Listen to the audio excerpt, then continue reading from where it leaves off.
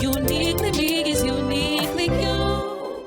What led to you being a high school dropout? Pretty girl like you becoming a high school dropout. Well, I must say there's so many things behind a pretty face that is not known to the public. People see a pretty face, but there's so many things going on behind that pretty face that does not meet the general eye. Oh, the only job we have for persons without qualification is bus cleaning, and I'm sure a beautiful girl like you don't need that kind of a job. I was unemployed. I had 3 children. I had an abusive partner.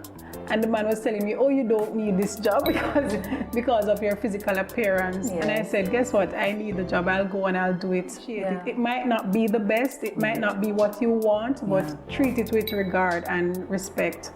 Awesome. My God, I like that. So how many years were you washing bus? I washed bus for about 10 years.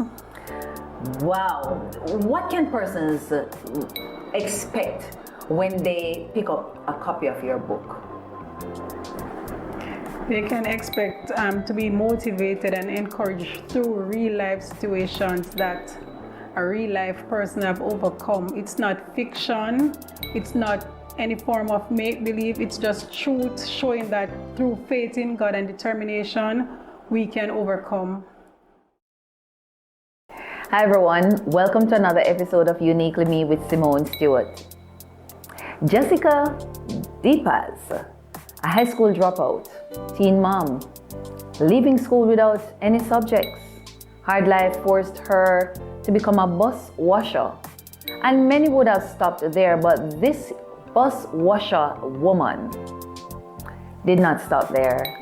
She allowed the criticisms of others to push her to now sitting in the top office of one of Jamaica's corporate government companies. When we come back, we're going to hear how one woman pushed the limits of her potential to breaking the bias and recognizing that how she started is definitely not how she's about to finish. Do you know a strong woman that needs to hear such a word? Listen, get your popcorn, get your juice. It's Saturday, get some soup and come back. It's about to get hot in here. Hey guys, it's Simone Stewart from Uniquely Me. Guess what? Our conference is coming up. It's going to be a virtual conference entitled Girl, Get Up, Take Up Your Bed and Walk, featuring Camille Cook, Donette Da Costa, Simone Howard, and our guest speaker, Reverend Clayton Roberts. Guys, mark your calendar. It's going to be on Zoom. It's going to be on YouTube. What do you do when you don't know what to do? Girl, get up, take up your bed and walk. Don't miss it. April 16th from 10 a.m. to 1 p.m. is a virtual conference entitled Girl, Get Up, Take Up Your Bed and Walk. Uniquely Me is uniquely you. See you there. Uniquely me is uniquely you. Balancing the different hats of life, achieving all your goals in the name of Christ. Uniquely me is uniquely you. You can do anything. With the S on your chest, you can do all things through Christ who gives you strength. You are a winner and you're an overcomer. You can be all things to Christ who gives you strength. Yeah, you are a fighter. You're so determined. Uniquely me is uniquely you. Welcome back to Uniquely Me with Simone Stewart. Guys, I'm so excited to speak with this amazing woman, Jahseca Depass. Jahseca, welcome to Uniquely Me with Simone Stewart. Thank you for having me. It's my pleasure. Awesome. Now for starters, just before we started, we were talking about why we did not have on any real makeup. And so you said your daughter shared something with you that you needed to come with. What did she say? My real face. So she said you must come with your real face because your real face is not a bad face. And so I absolutely love that. Guys, what do you think? Her real face is not a bad one. Might I dare say, girl, I feel like this is my real face too. And so it is International Women's, well, not just day, but month. We are celebrating woman all month, right? But I think I would say it's Woman's Day every day. Won't you every say? Day. Won't you yes, agree? It is indeed. Awesome. I want you to tell us, who are you? Introduce yourself to us. Well, Jahseca, I like to put it simply. A humble servant of the Lord, mother of 5, one who believes in pushing past all the obstacles that life throws at you to become the best version of yourself, because we were indeed created to fulfill a purpose. So I believe in stopping at nothing to accomplish our purpose. Awesome. I like it. And you're already out with a bang. So, Jahseca, you've been, and as a matter of fact, before I get there, if you were to say 3 things that makes you unique, what would those 3 things be? Determination, my love and passion for Christ, and just the humble person that I am. Awesome. I like it. All right. So, when I stumbled upon your email to me, it shared some stuff about you, for starters. And so, guys, you would have already seen the thumbnail and the introduction. But you started out to say, you know, you were a high school dropout. What led to you being a high school dropout? Pretty girl like you becoming a high school dropout. Well, I must say there's so many things behind a pretty face that is not known to the public. People see a pretty face, but there's so many things going on behind that pretty face that does not meet the general eye. Yeah. So I grew up in a humble community. My father was paralyzed before I was born, abusive home, and in my quest to find what I thought was love, I ended up in several undesirable situations. Because in those humble homes, a lot of times we're not told by our parents that we're loved, they love us. We don't hear those little words that makes a difference. And the way simple things are communicated is very harsh. So you tend to seek love outside of your household. Yeah. And in pursuit of that, it was normally in the arms of men who are out there trying to deceive, as you say, beautiful, innocent, naive girls like I was. So I fell into one of those traps, and by 15, I was pregnant with my first child. Wow. I want to just step back a little. You said your dad was paralyzed before you were born, yet the home was abusive. How is that so? What made him? What is it that contributed to him being crippled, and how was the home abusive? Well, my father was coming from what my mother said is a party. There was an accident, a police car was coming and they were running from that. He fell over in a precipice. Jeez. And he became paralyzed from the waist down. She was about 7 months pregnant with me at the time. Wow. So what made the home abusive? Well, my mother, in her quest or pursuit to not have us experience certain things, her method of discipline would have been physical abuse. So once she thought, it didn't even have to be true, once she thought that you were doing something out of line, then you would be disciplined with whatever she caught. It didn't matter what it was. If it was the electric wire, it was a piece of garden hose, it didn't matter what. Yes. You know, and I guess so many of us can identify, you know, with the fact that back then, that's how we were disciplined. And things have changed so much because society surely doesn't allow us to use the garden hose and the electrical cord anymore on our children. I mean, we still have a few of those cases, but society doesn't allow us to. But the whole matter of disciplining. But so with that, you made choices. Yes, I did. The choices you made was that I need to find attention elsewhere. How many of you were in the home as a matter of fact? I had 2 sisters and I had a brother at the time initially, but then it became 5 of us in the home. Yeah. So you found love, for want of a better word, and at 15 you were pregnant with your first child. Right. Talk to us, what was life like? As a matter of fact, I want to dig into your mind. When you found out you were pregnant at 15, what went through your mind? Well, I went to school until I was about 4 months pregnant, because there was no way I could have ever let my mother know that I was pregnant. So I was there going to school. I woke up in the morning. I was next door by my aunt because I had to do everything to not allow her to see that I was pregnant. And when she found out, the worst that I feared actually came through, because she was so upset that she burnt every single piece of clothes that I owned. All I had was just what I had on my back. Jesus. And she said every tub has to sit on their own bottom. So that also led me to being out of the household. Wow, that was harsh. But how did you handle it? Recognizing that my mommy burned up everything, and your tub now has to sit on its own bottom. How did you handle that? I don't even know. I was just there going through day by day. If I was to go to the clinic, I would go by my aunt and borrow an outfit to wear. Yeah. The father was not there because the minute he found out, he was out of the picture. I later learned the name that he gave me at 15 wasn't even his real name. Oh, oh wow. So have you ever reconnected with him for him to say, hey, this is your child? Yes, I did. Okay. So life continued. At what age did your second child come? Well, life continued to the point where I got enrolled in the Women's Center of Jamaica, Monk Street, attended classes and was placed in Bridgeport High School. However, along the way there was discouragement because of my age. They said, oh, you're here, but you won't be able to graduate. Right. From a humble household, my parents not doing much, I ended up in another situation, seeking assistance from another man. And by 18, I was pregnant again. Yeah. And homeless again, because this time my mother threw me out again.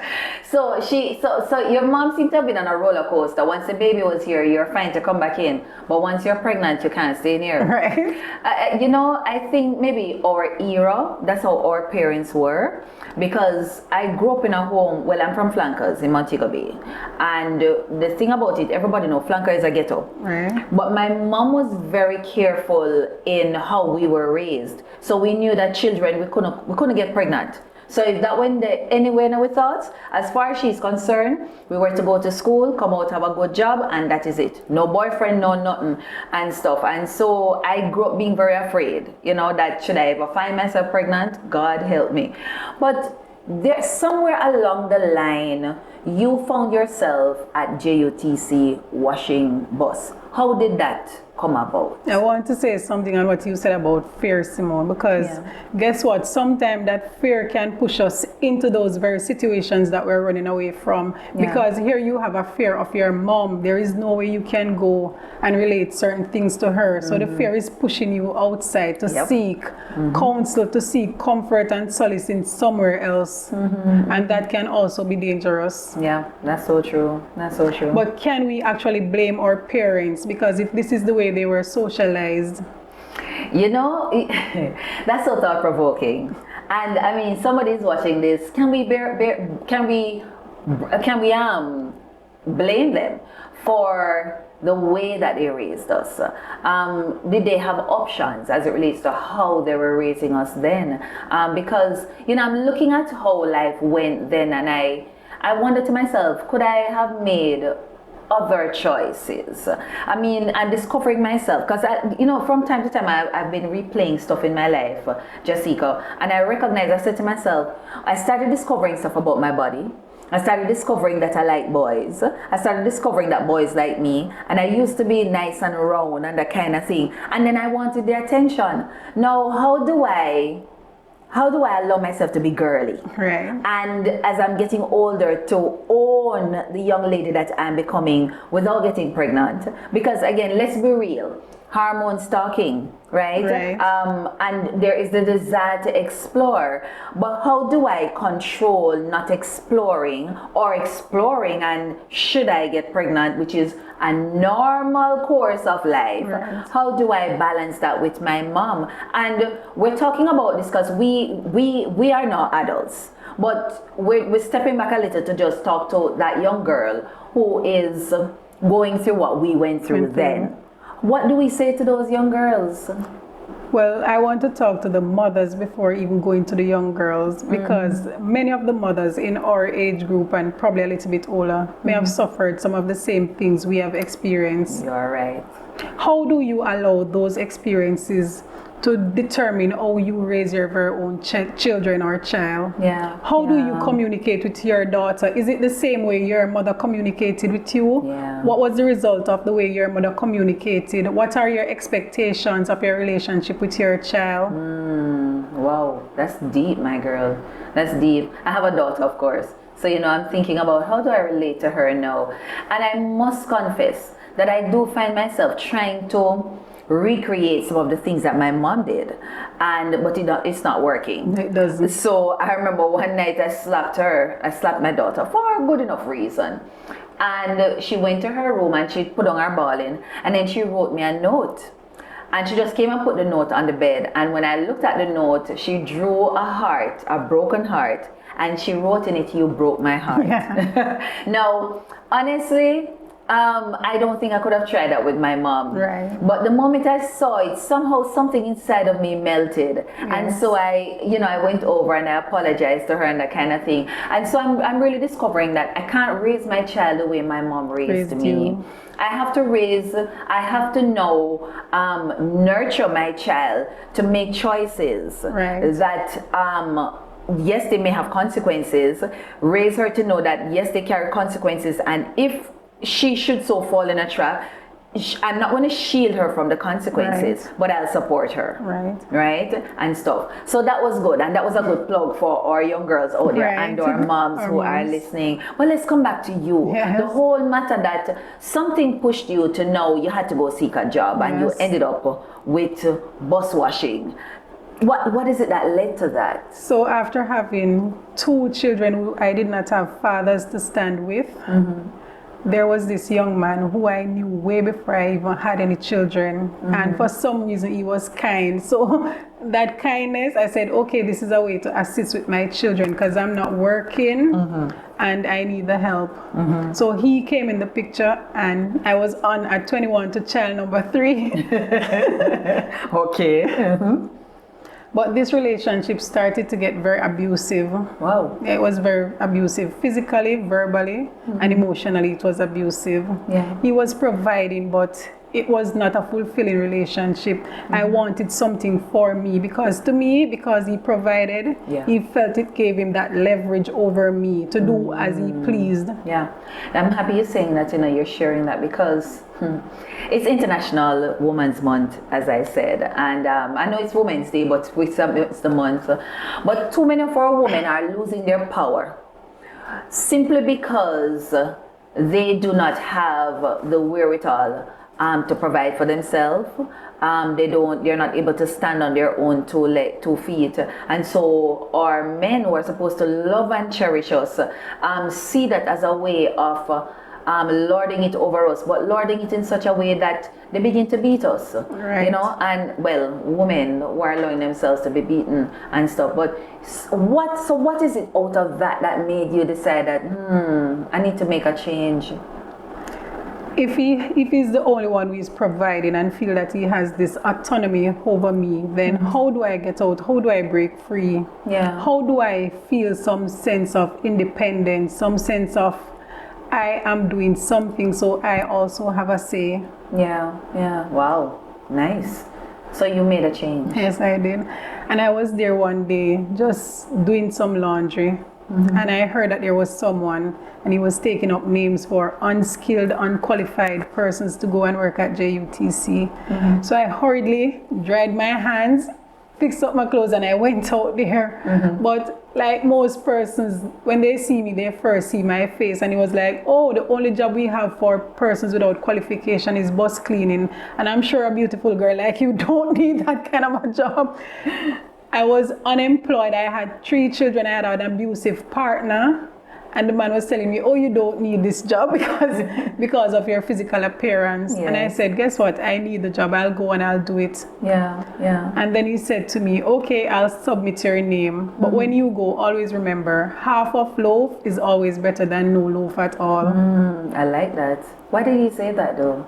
Because a lot of times people get jobs for others and they go and treat it with disregard. Because, we get the job, but sometimes it's us who actually look down on the job. Yeah. Oh God. Yes. So he's saying, appreciate it. It might not be the best, it might not be what you want, but treat it with regard and respect.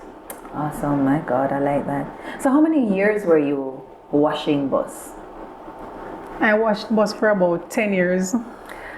Wow. Did you hear that, guys? This pretty face. Remember the guy said to her, the person was recruiting, that a pretty face like yours does not need this job. And he couldn't, as a matter of fact, could not imagine. And you're right, we tend to stereotype and we look at persons a particular way, but you stayed for 10 years. Why?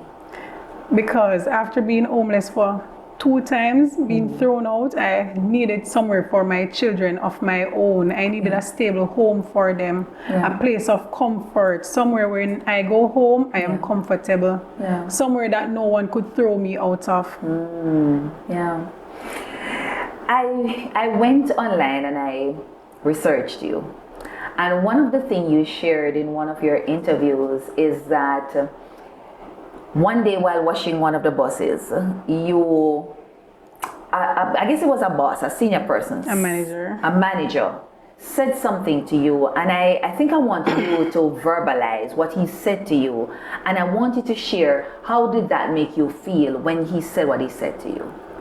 So for me, I did my job with pride. It was my job. It was my bread and butter. It was what put food on my table. It was what was sending my children to school. So I was a very proud bus cleaner. Anywhere I went, I would tell people proudly, I'm a bus cleaner. Yeah. So under the instructions of my supervisor to sweep the bus at a particular point, I went with my bin and my broom. And I was there going about my job, just doing it as I always did, with pride. Yeah. Without any form of introduction, I saw some persons coming towards us. So I was still sweeping, and the man came. He just approached me and he said, "Me no want a bus sweep up here, sir." So I said, "But my supervisor," and before I said the word supervisor, he pointed and he said, "Me no want a bus sweep up here, sir. Go down, sir." I was shocked beyond the point where I could move. Yeah. I stood there with tears in my eyes because I was so embarrassed. I could not speak. I just looked up and I said, "Lord, what is this?" Yeah. Because I did not know the man. I didn't know who he was.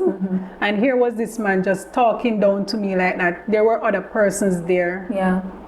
So let me ask you. So when he said that, you, the bus cleaner, what did you say? Because me, so when you see my face, so I'm ready. What did you do? Like I said, I just turned my eyes up and I was just like, "Lord, what is this?" Because I don't know this man. What is this? So you never answered? No, I didn't. Okay. And I took my bin and my broom and I went to the cleaning bay. Yeah. I didn't speak for the entire afternoon because I was so, I don't know if it's shell-shocked plus embarrassed, but I was just there doing my thing for the entire afternoon. But it did something to you. And I want you to share with us now, what did that do? Because what seemed as if it was an embarrassing moment, a nail-jerking moment, became the turn of events for you. So being a bus cleaner and interacting with people, they would always say, "Oh, you don't seem to fit the description, the regular bus cleaner profile." Because I don't know, there's a profile associated to people who do a particular job. So I always knew that there was more within me. Yeah. I saw it and others saw it as well. So I said, "No, this is the push. I have to become more than just this bus cleaner girl who people talk down to. Yeah. I have to do something. I cannot spend the rest of my time here just cleaning bus, just being looked down on, just being talked down to." So I left work that day and I went home. I cried when I was at home, but something said to me, "You can go back to school." Come on. So I started researching evening classes. Now, bus cleaning money was not a lot, Yeah. but I started researching evening classes. And I found that there was one in Spanish Town High School. And I went up there and I checked it out. And when I heard the cost, I said, "Okay, I'm going to do 2 subjects at first." Yeah. Reading has always been my passion, always. When I was in like grade 1, I would read my book. If it was turned upside down, I would read it. So I said 2 reading subjects is the first thing that I'm going to do because I know I'm going to get these. There's no question that I'm going to pass. Yeah. So I enrolled for English language and I think it was office administrations. So 4 o'clock, I hurriedly put away my bin and my broom or my rags and my bucket. And I went and I got a bath and off to class I went. Yes. And you made it. Yes, I did. So how did you move from being a bus cleaner to the office? My not responding, I think it also triggered something in that very same manager. Yeah. Because another evening I was coming up and I saw him and he called me.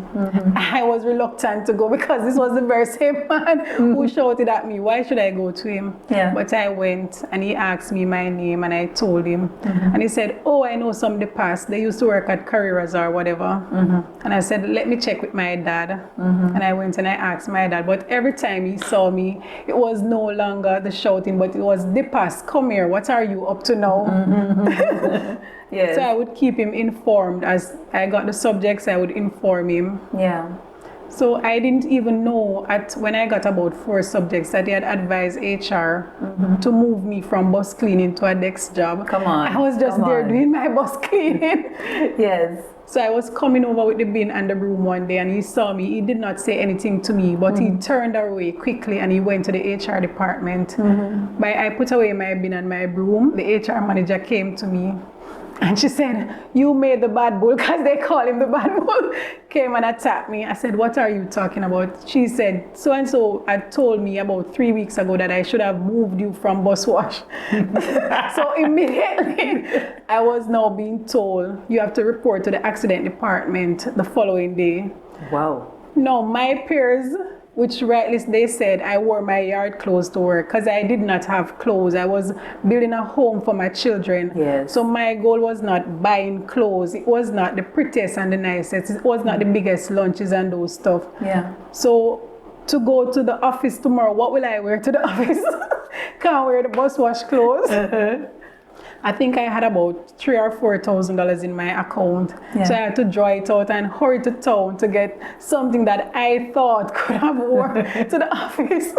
Yeah. Yeah, so that's how I transitioned from the bus cleaning to the office. To the office. But you didn't stay long there. Unlike how you stayed 10 years in the cleaning department, you spent 5 months in the accident department, and then you transitioned to where? Well, there's a saying that we say, what the enemy meant for evil, the Yes. Lord can use it for good. Come on. So while I was sent to the accident department, there was someone else that was there also trying out for the position.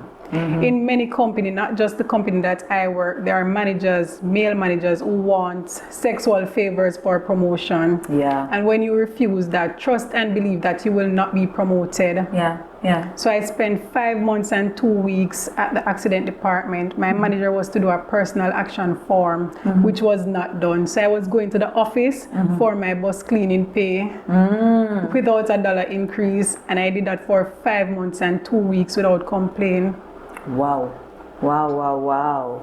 If I had stayed for 6 months, then I would have to be confirmed. So there was this situation in another department, the marketing department, and I was to be sent there until persons who were under investigation returned to work. Yes. So it was also another temporary thing. Right. Because if they came back, then I would not have a post. I would just be sent back to somewhere to try out for something else again. Yeah. Yeah. But I brought my uniqueness. Come on, girl. Come on. Someone said to me, our Trust NTA does free courses. So here I was doing my customer service course at our Trust NTA. Yeah. So when I went there, persons answered the phone, hello. So when I answered, I said, hello, thanks for calling JUTC Spanish Town Lay-by. How may I assist? Yes. Because this was what I was now learning in this course that I was doing. Awesome. So whenever the manager called, he knew exactly who answered. Right.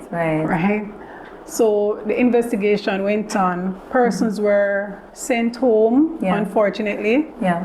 And some persons were retained, about 3 or 4 of us. And when I went, he called and I went, I was one of the 3 persons that were confirmed.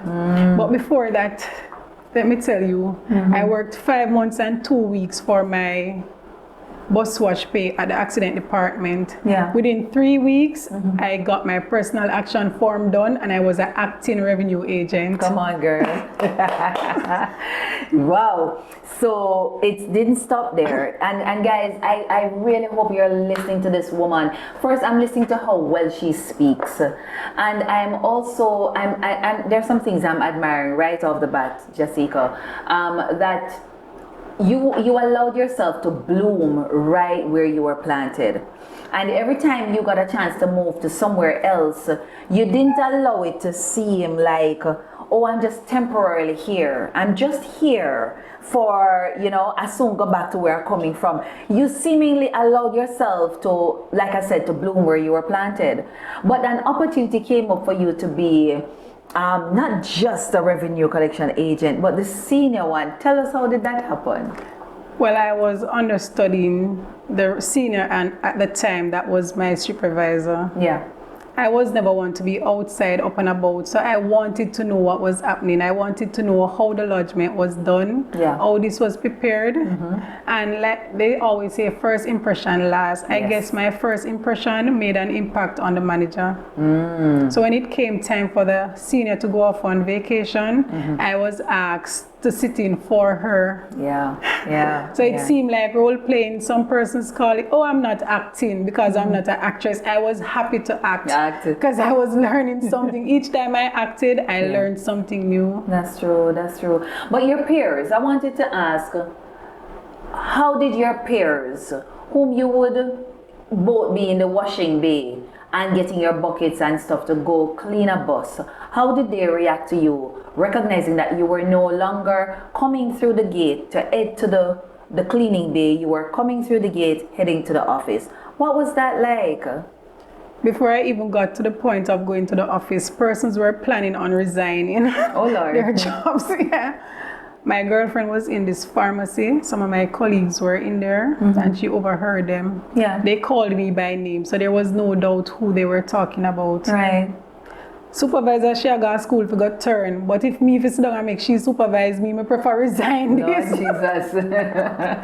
Yes. And I was at work when she called me, and I hung up the phone and I said nothing to nobody when they came back, because that's me. I will know and pretend that I don't know. That's wisdom. It's called wisdom, girl.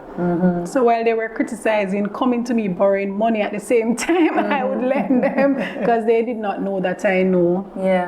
But I think after they found out that I was not going to school to become a boss or supervisor, they somewhat came around. They would be, oh, Jahseca, I'm so happy for you. And I smiled. Like nothing happened, like I did not know. Persons wanted favors, I gave it just the same, because that's me. I don't know. You say, kill them with kindness is what they say, huh? Right. But so we want to congratulate you for starters. Thank you. You made it, and these are the kinds of stories that Uniquely Me is about. The fact that you can be down, you can have your trauma situation, but you don't allow them to keep you down. You get up and you push forward. And guys, might I interject here to say, if you have not yet heard, Uniquely Me is having their first conference, or should I say, my first conference is coming up April 16th. It's called Girl Get Up, Take Up Your Bed and Walk. And why I chose that is because so many of us, once we are going through a depressing situation, once life has hit us in a particular way, we tend to lie down, we tend to get depressed and go hide in a corner. And so the conference is to motivate you to get up, take up your bed and walk. Might I dare say, follow both here on YouTube and on Instagram for more who our guest speaker will be, and some of our past guests. You will see them sharing their testimonies, giving tips here and there. And so guys, what can I say, it's gonna be exciting. But let's get back to our story with Jahseca. So Jahseca, you made it and you are now one of the senior revenue officers. Awesome. But life has continued to improve for you, because you, who many would know as a high school dropout, many would know as the girl who just keep getting pregnant. Many may have known too that, oh, she over JUTC now. But what she over JUTC do? She does over JUTC a wash bus. But they didn't know that God has elevated you. But what they did not know is that God made you into an author as well. Yes, he did. But before we get to the author stage, I don't know if the matter of when you got a stroke, if that was after the book or before the book. That was before the book. Before? Talk to us. What happened? What led to your stroke?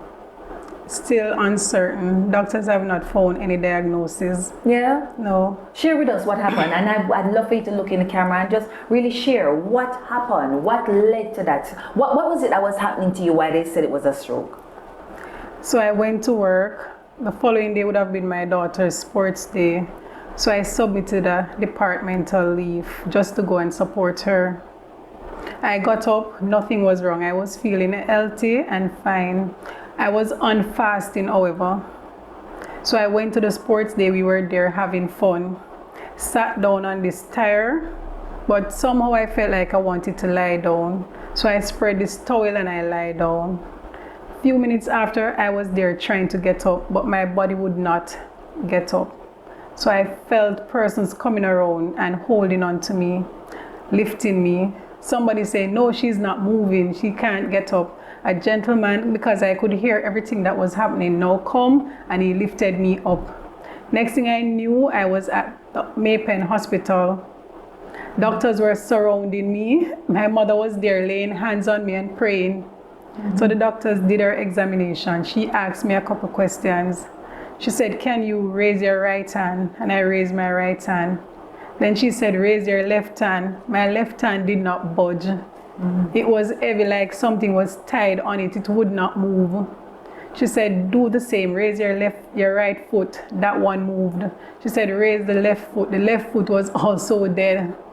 She said, can you spit? I could not spit. She said, can you swallow? I could not swallow. So now she's here saying, if you can't spit or you can't swallow, we'll have to insert a tube in your throat to bring up whatever is building up on your chest. So now I have to fight to get up whatever. So I fought and I managed to spit. They wanted emergency brain scan. All kind of tests were being run. Ambulance came and I was being hurried off to locations for brain scans and stuff. Results came back and I was diagnosed with having an ischemic stroke. Now I do not have hypertension, diabetes, high cholesterol, nor any of those stuff that contributes to a person getting a stroke. But I was completely paralyzed on the left side. So I'm hearing doctors saying to my mother, get diapers. Right, so now instead of normal underwears, I was being placed in diapers because I could not walk. Completely paralyzed, face disfigured, speech slurred, ischemic stroke, paralyzed in the hospital. How long was that for? I was in the hospital for I think it was about a week I was in the hospital. But the condition in the hospital, the treatment, sometimes my diaper was so full and there was nobody to come and change it. So I was begging, send me home, because if I am home, then my mother would be there to take care of me. So please send me home. You could talk? The speech was coming back a little bit. Yeah. So I was sent home. When I got home, mommy came, getting me ready for bed, diapers out, night dress out and stuff. But when she got out the diaper, I said to her, I do not want the diaper. She said, but you'll need to go to the bathroom. What are you gonna do? I said, it's okay. Because many years ago, before I even became a Christian, I declared that no matter what sickness came upon me, I know that God would heal me and deliver me from that. So now is the chance to prove that which I had declared for many, many years. So mommy got me dressed and she left. My daughter was in university at the time because she attended the University of the West Indies. She slept on my bed every single night because they are so overprotected of mommy. They don't want anything to happen. But that particular night, when I got up, she had no clue. I just felt that I wanted to go to the bathroom. So I just pressed down because I had to drag myself. I could not stand. And I dragged myself to the end of the bed. I stood up on one foot because the left side is paralyzed. And I kind of dragged myself to the bathroom. By the time I got there, my urine was already down. But I got to the bathroom and that was the last time I ever wore a diaper. That was the last time I had to depend on someone to take me to the bathroom because I would go by myself. Drag. If it was that I was gonna drag, I think I became the woman with the issue of blood. I was determined, if it means that I'm gonna drag, if it means that I'm gonna crawl, I'm going to prove the faith that I have declared for so many years. My daughter jumped up and she said, "Mommy, are you crazy? Suppose you had fallen, what would you have done?" I said to her, "We declare that we have faith in God, but the Bible says faith without works is dead. If I am declaring faith in God and I do not take the will and willpower that He has given me to move, what does that make my faith? Yeah. My faith would be useless if I did not make the effort when He gave me that willpower to move." Yeah. How did you recover? Because unless you told somebody that story, nobody would have believed you. Because you are walking, you need to put up your high heels so they can see that you're in high heels on the sides that wouldn't move. How did the whole recovery come about? The recovery is still happening, because the recovery is not because of doctors. I was sent home on aspirin, incorrect dosage at that. Oh dear God. Because it was 325 milligram or something that they gave me. When I went to the pharmacy, they said, "You can't fill this prescription." No, Jesus. So I was home on no medication, just faith. Yeah. I went to therapy. Electrical things were stringed up on my hand.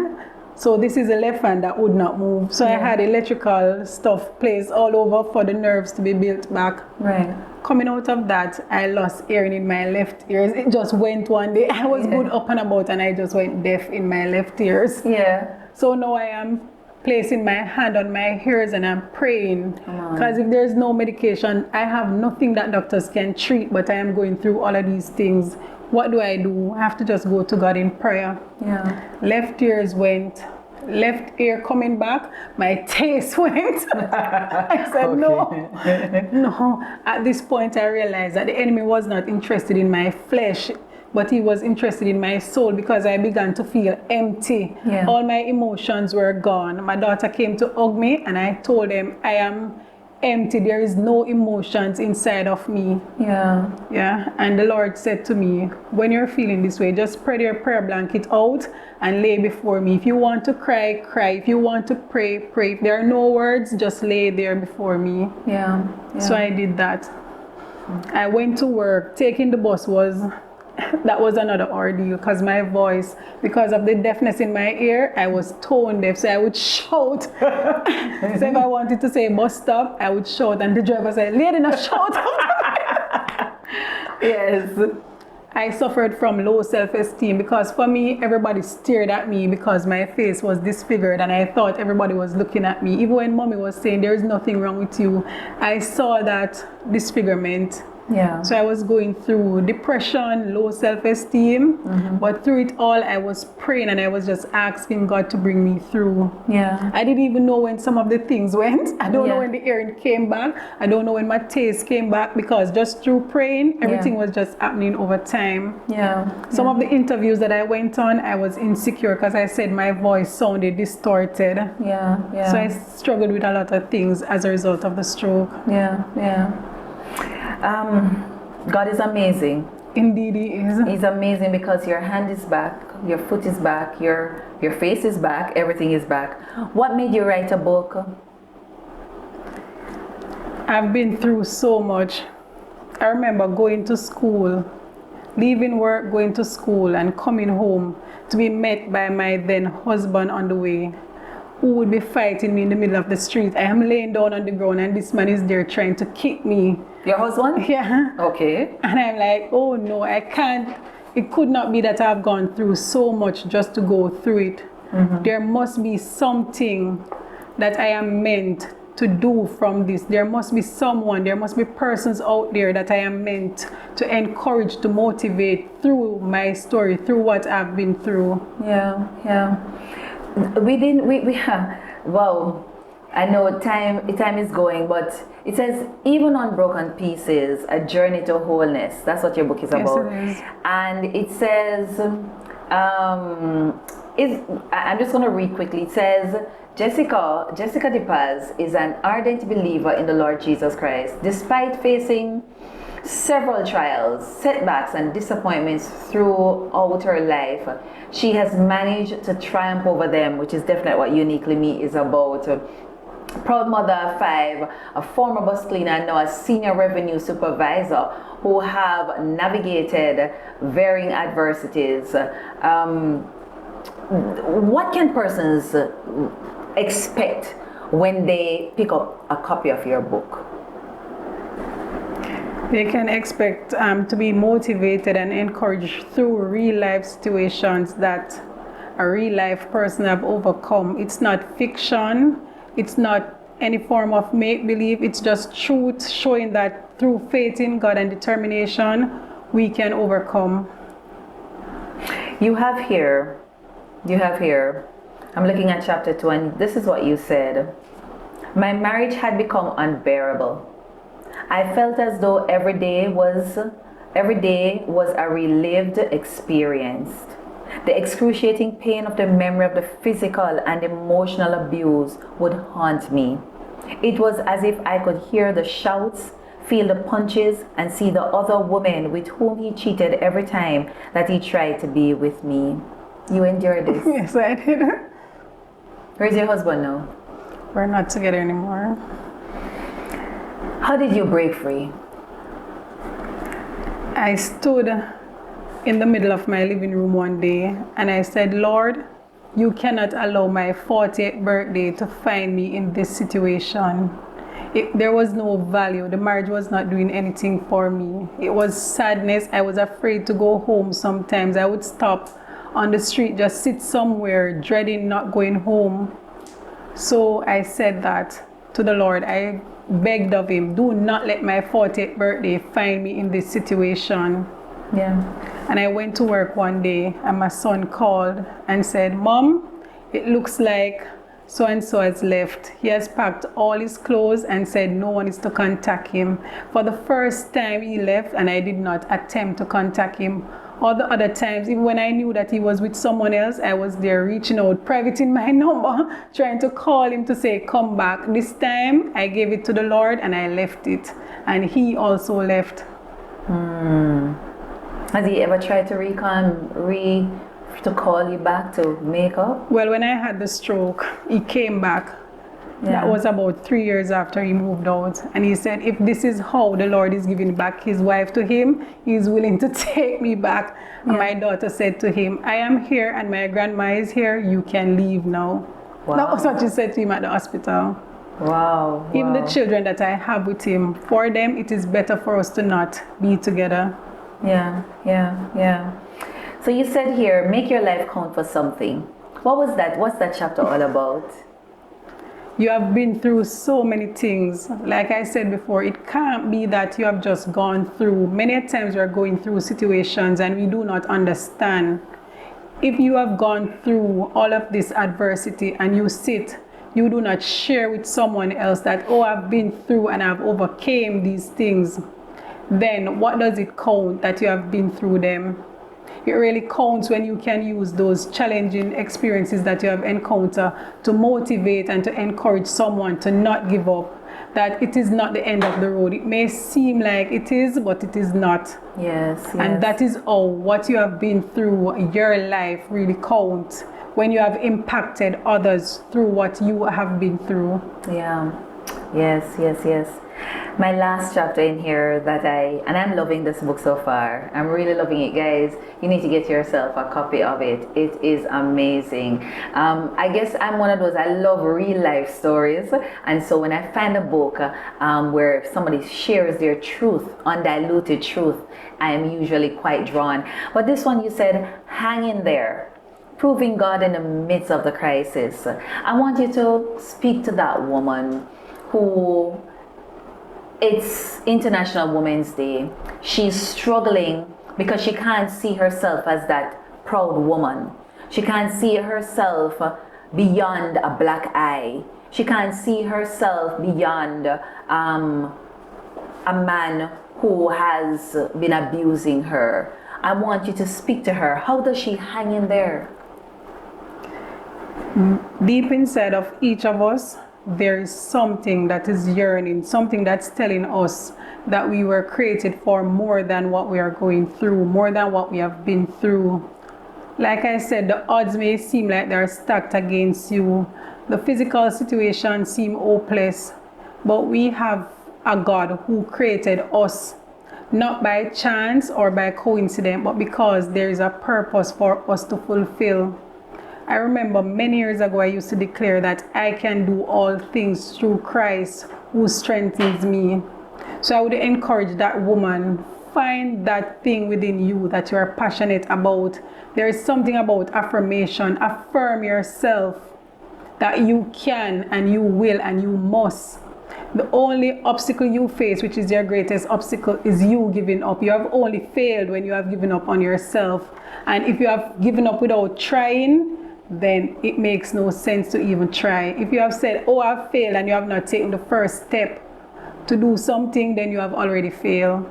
Yeah. Thank you so much for that. We're about to wrap up.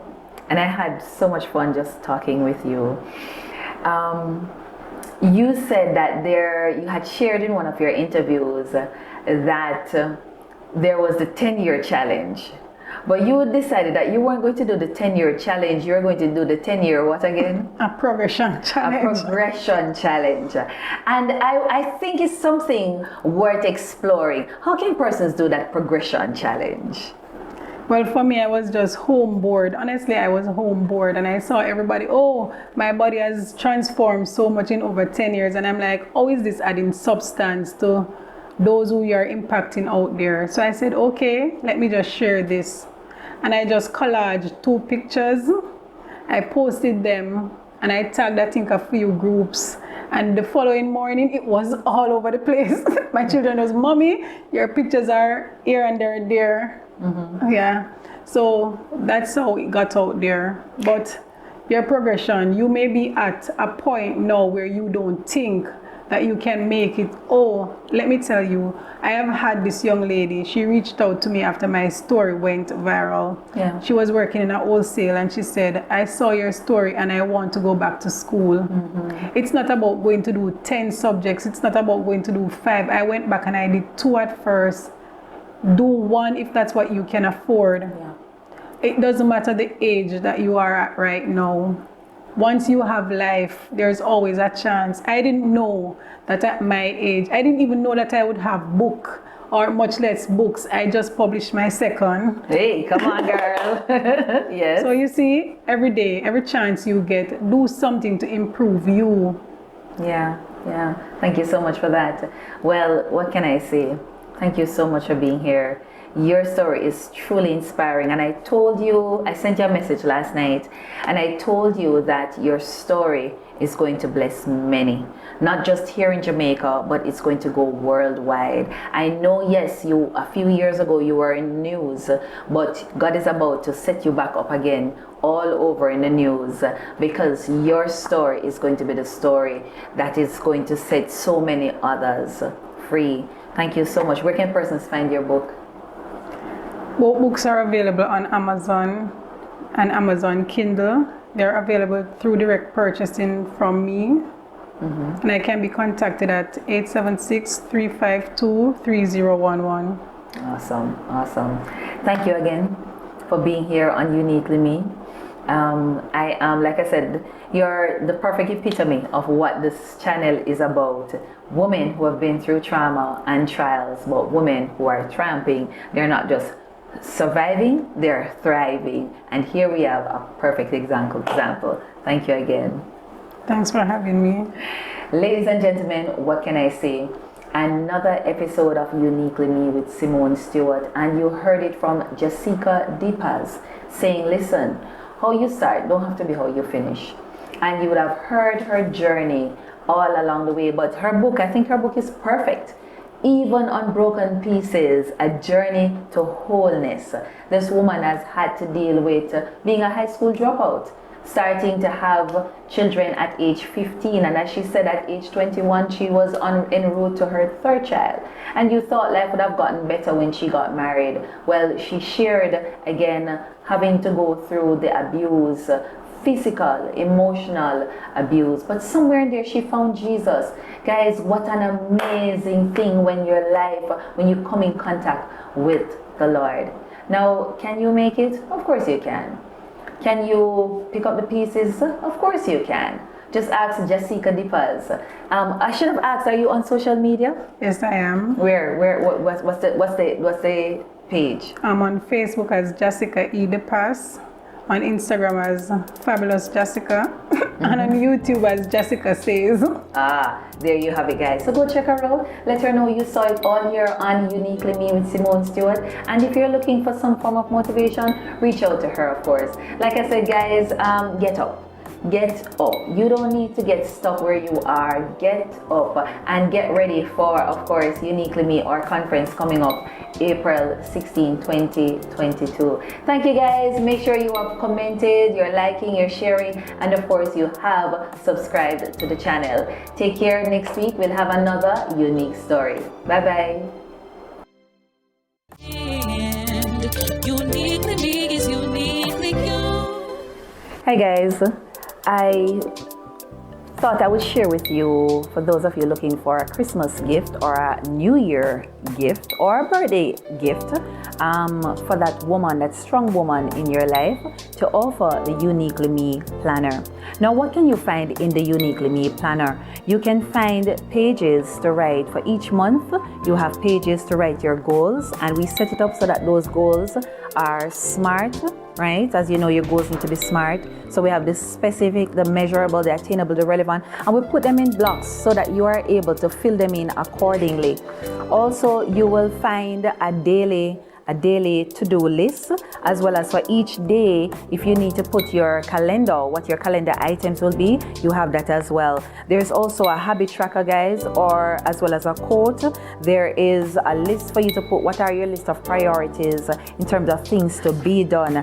And of course, guys, we have pages and pages of that. We give you blank pages as well. So this is also, it is your diary, it's your planner, it's your time management tool is what I would call it. I want to encourage women who are creatives, women who are executives out there as well. You are trying to find a way to be productive. Here is your tool. And so guys, it's on Amazon. Just put in Uniquely Me Planner, or you can put in Simone Stewart and grab a copy of my Uniquely Me Planner. Guys, remember, Uniquely Me is uniquely you. Get your copy today. And uniquely me is uniquely you.